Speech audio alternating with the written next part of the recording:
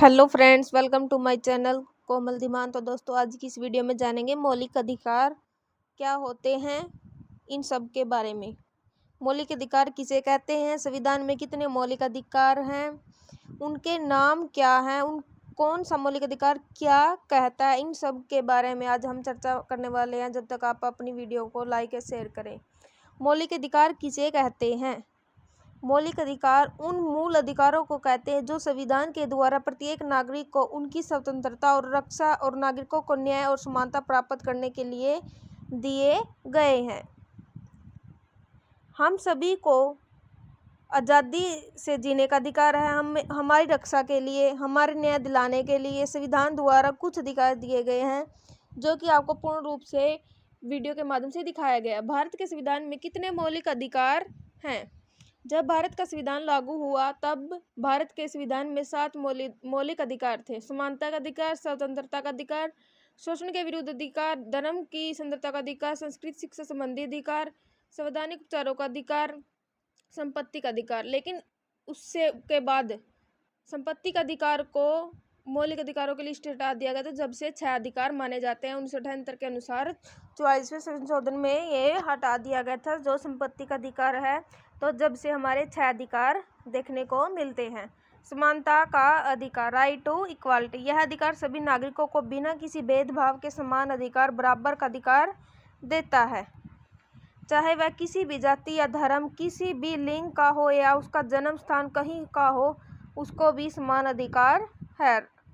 अनुच्छेद 14 से 18 में किया गया, यानी कि 14 से 18 में किया गया है ये काम। स्वतंत्रता का अधिकार, राइट टू फ्रीडम, यह अधिकार सभी नागरिकों को बिना किसी भेदभाव के विभिन्न प्रकार की स्वतंत्रताएं प्रदान करता है। बोलने की स्वतंत्रता,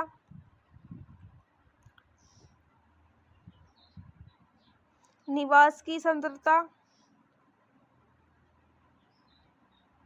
आवागमन की स्वतंत्रता, व्यवसाय और पैसे की स्वतंत्रता।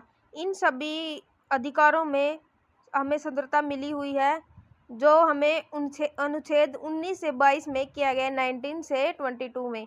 आगे है शोषण के विरुद्ध अधिकार, राइट अगेंस्ट एक्सप्लॉइटेशन, यह अधिकार सभी को शोषणकारी से बचाता है।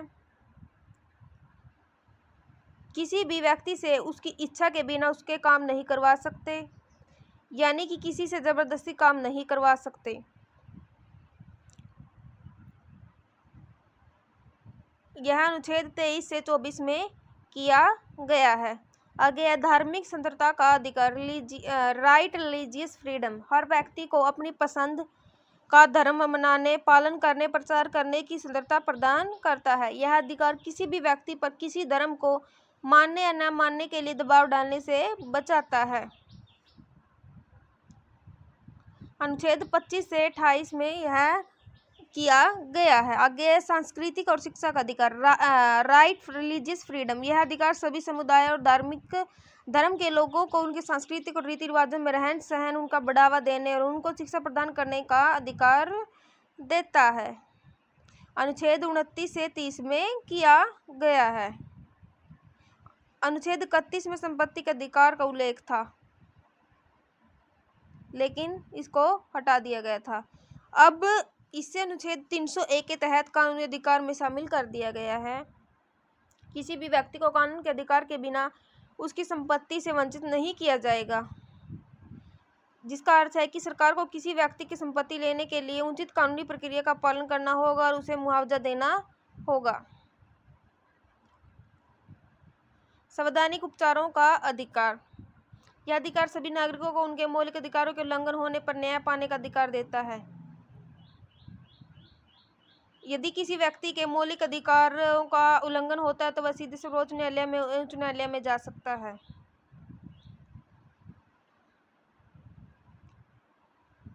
अनुच्छेद 32 में यह काम किया गया था।